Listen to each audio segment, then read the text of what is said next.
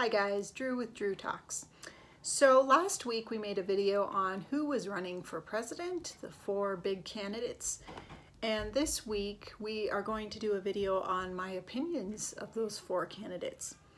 So to be absolutely fair, we're just going to go over what I don't like about every single one of them, because that's a lot easier. You're not going to agree with me on a lot of this, and I promise you that will not hurt you. And also, I can't address every single issue, so we're just going to hit the highlights. So again, we'll go alphabetically. Joe Biden. Do the Democrats even want to win? I'm serious. I'm asking a serious question here, because it really feels like they don't. Joe Biden, I mean, if the Democrats wanted to win, hate me for saying this, they should have put Bernie Sanders up against Trump. He could have won. Bernie Sanders has a grassroots following that is very intensely passionate about him. I would never vote for Bernie Sanders, but I do know that this is true. And I think he could have given Donald Trump a run for his money.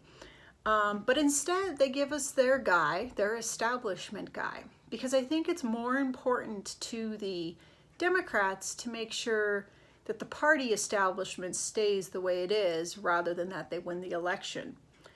In fact, sometimes with the Democrats and Republicans, it seems like the same policies are getting passed despite all this verbal, oh, they're evil and they're evil. It seems like the same stuff is getting done. But anyway, Joe Biden. Joe Biden has been in government forever. In fact, if you look back in the historical data of when they first took the very first photograph ever of Congress in like the 1800s, I'm pretty sure he was in there. Yeah, he's been in government longer than I have been alive. And he's done some pretty awful things. So the tough on crime bills that have put thousands and thousands and thousands of young men away, that was Joe Biden. And I think that is awful. I will not vote for him because of that. I think what he has done, the tough on crime, we've got the biggest prison system in the world, bigger than, countries with totalitarian governments. The United States does, and it's because of laws passed by men like Joe Biden.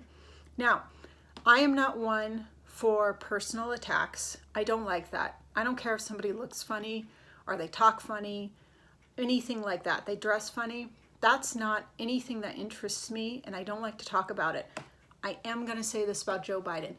I have watched him as an adult woman. I have watched him speak many times. When he was the VP for Obama, he was articulate, he was smooth, not as smooth as Obama, but the guy was a politician. He was good at working the crowd. I don't know what has happened, but there is something not clicking now. And I watch him do some of these live interviews. Sometimes he's okay. Other times it's uncomfortable to watch. And I actually feel really bad for the guy. And I think of, where's his family? Where's his wife? Because the guy can't get through a sentence. He is stuttering all over the place. And this man is an orator. And they say, well, it's a childhood stutter. Well, it wasn't there his whole career. So where did it come from? He is not firing on all cylinders, and I am not trying to be rude. I am saying that Joe Biden is aging, and they are cruelly propping him right up there as their guy to win this election, parading him out on national television. I mean, does his family even care? How can his wife not tell that this maybe shouldn't be something they are doing to him? It's really embarrassing to watch some of these interviews, and I've seen the reporters visually wincing while he is talking. It's just really uncomfortable. I don't know what they're doing. Maybe they want the VP pick to be the actual pick. I don't know. Harris is pretty dangerous. I'm just going to say that. This woman has mercilessly put young men away in prison, taken away their lives just to further her career. And she's gone home and had her roast beef and her martini and her nice little HD, perfectly designed house while they've sat in behind bars. And she doesn't care. So, you know, all these crowds out there chanting defund the police and anti the establishment that has putting all these men behind bars, then they put for their vice presidential candidate her. I mean, it's kind of painful. It's like, do you even want to win? What are you doing? Are you shooting yourself in the leg? Or the Democrats just think that women and minorities are stupid, and if they just put up someone who has female parts and is not pale-skinned, that they'll just get votes from those people because, you know, we'll just put up somebody that looks like that. They can virtue signal and vote for them, and it doesn't matter what their policies are. What does it matter what their policies are?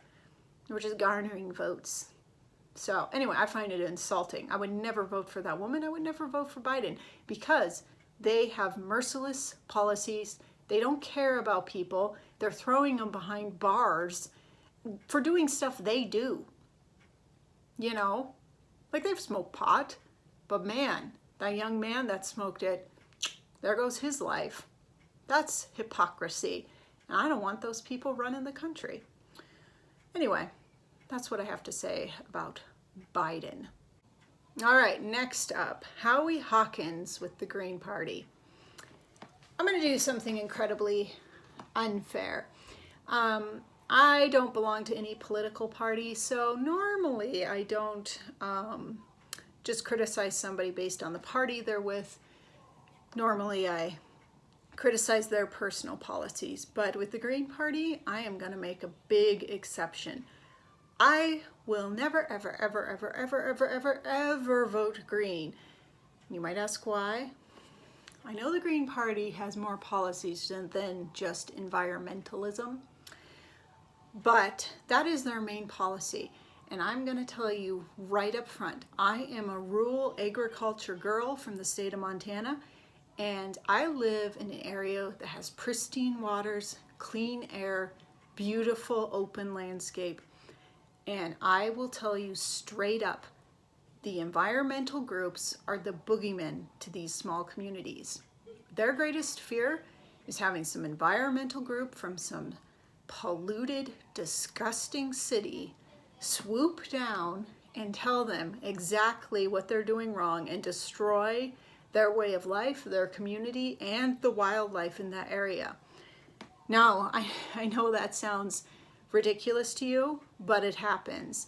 And in fact, my hometown, they were just in a lawsuit for years and years and years against an environmental group called Defenders of Wildlife, who decided to swoop down out of nowhere and try to destroy their entire economy, their community, the wildlife in that area to protect one species.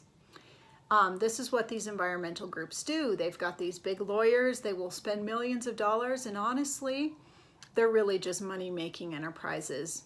I don't know how much they actually care about the environment, because coming from an agriculture community, I'm telling you that the people who care about the environment the most, they often do not drive a Prius. They don't have some degree in environmental sciences. They don't work for the government. They know what it's like to take care of the earth because their hands are in the earth all the time working with it. That earth is their livelihood. They love it. They take care of it. They respect the land because they live off of it. So when somebody rolls into town and just decides out of nowhere they're going to ruin an entire community for their fanatic ignorance, it's not cool. So I'm sorry, Howie Hawkins. I don't know anything about you, darling, but I'm never voting for you because you run for the Green Party, which is probably one of the biggest scams on the face of the earth. The environmental groups from these cities are not protecting the environment. They make a lot of money. They got a lot of lawyers, and they can focus on one or two things, but they don't really understand the earth because they haven't had to live off of it. So I'm just saying, I will not vote green. All right, next up is Jo Jorgensen with the Libertarian Party. I like the Libertarians. I don't belong to them. I feel like if they were given enough power, they would become just as corrupt as the Republican and Democrats are, pretty compromising in what they actually think.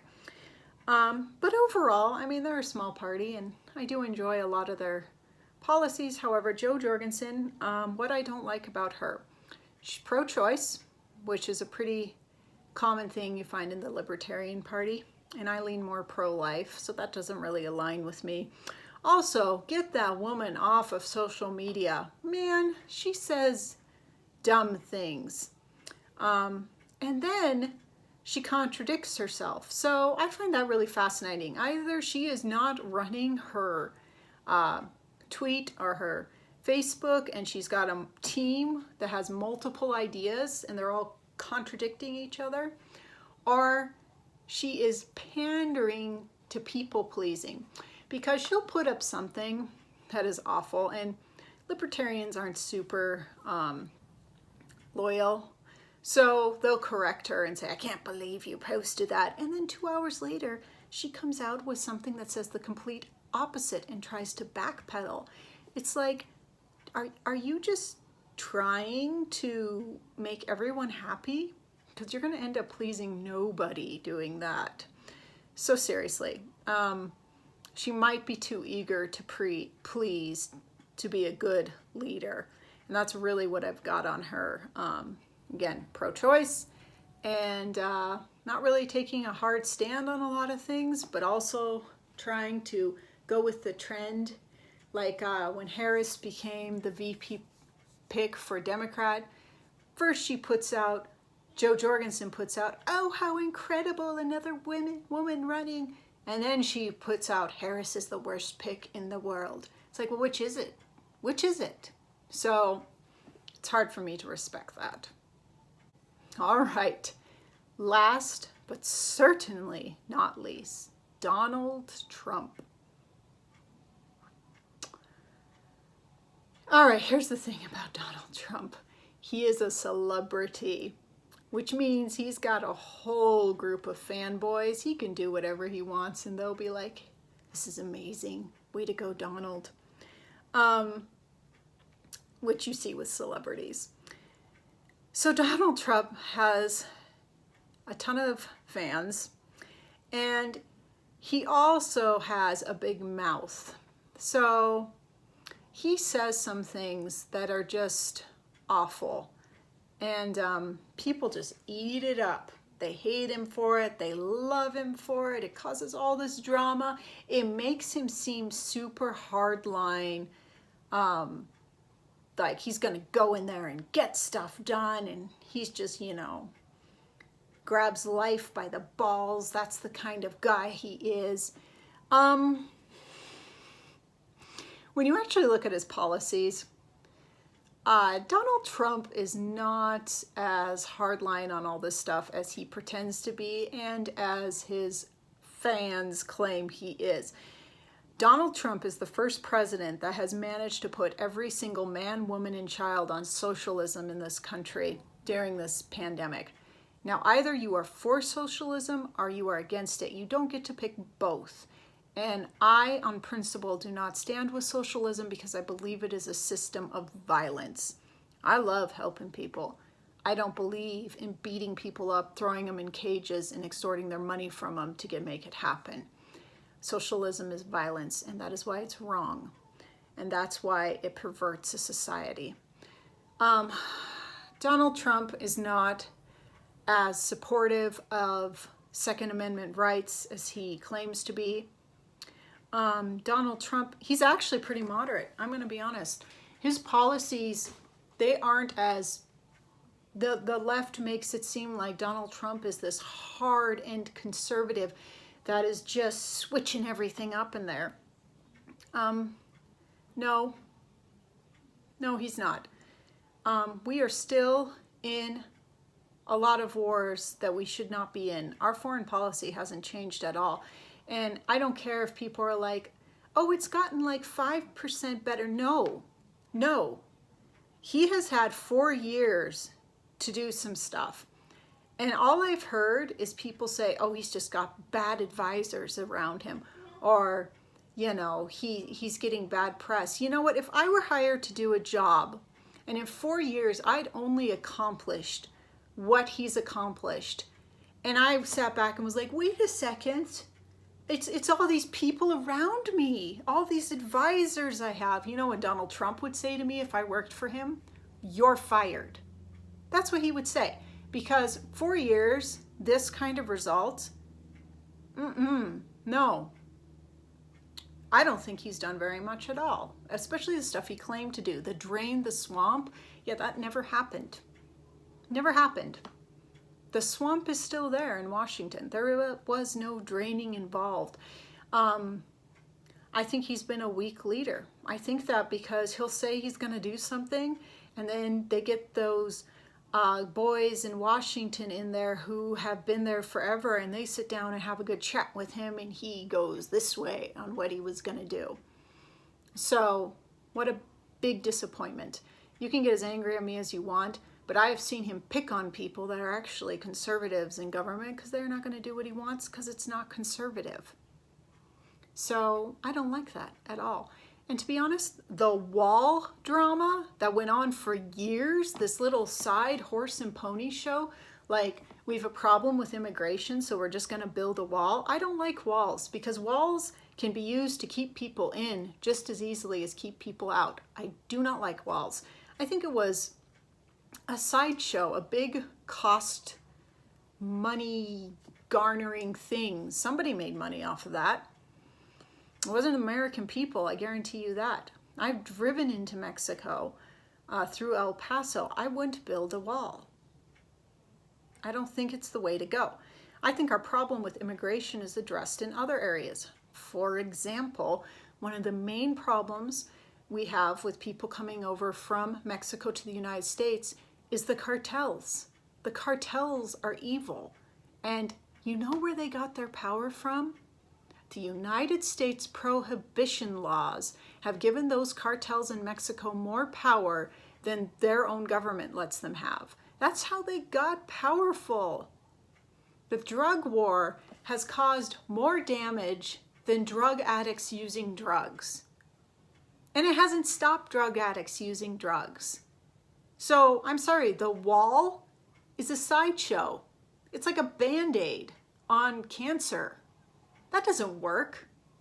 So, we fix cancer by attacking cancer. We need to get rid of the drug laws. We need to end the welfare state. And then we could have more open borders. But nobody is addressing that in Congress because it doesn't fit the left and right narrative. Instead, we're fighting over a wall. Anyway, I feel like his whole presidency has been this sideshow of solutions that don't actually address the real problems because it doesn't fit the Republican narrative of things. So anyway, maybe I'm being a little harsh. I would never vote for Trump. And it's not because I've just decided, like, inexplicably I don't like him because he is rude and obstinate and he reminds me of horrible managers I used to have that didn't do anything but just yell at people and bully them into doing stuff. That is all true. But that's not why I won't vote for him. I won't vote for him because his ideas and beliefs and policies don't align with anything I agree with. Now, he's done some things I really, really, really like. Kim Kardashian marched her hot little heels down to the White House and started to get some actual prison reform happening. And I appreciate her for that. I never thought me and Kim would have so much in common, but good for her. However, would have he cared that much if she hadn't done that? I don't know. I mean, I think Donald Trump's able to look people in the eye and have a conversation with them about this kind of stuff because he's never been a politician before. So he isn't always about saying what people want to hear. He kind of listens to them a little bit more than talking. But maybe even that's giving him too much credit. But I would never vote for Trump. So that is a list of all the candidates and what is wrong with them. Who am I voting for? At this point, I'm probably going to vote for Jorgensen. I know I've heard a lot of arguments about voting third party, and honestly, for the past 10 years, I've just voted my conscience, and I felt good about it. I haven't ever felt like, oh no, I lost the election for the other candidate, because I never ever would have voted for that candidate anyway. I have to vote for who aligns closest with what I actually believe. And the other candidates just have way too much going on that I can't agree with. So I'm going to take a chance, vote for Jorgensen, and sleep well that night. So thanks, guys. Like, share, dislike, comment. I would love to hear your thoughts on this whole election, because what I really feel is missing in the world are people's opinions about all the political candidates. It's just such a mystery what everyone thinks. All right, thanks, guys. Bye.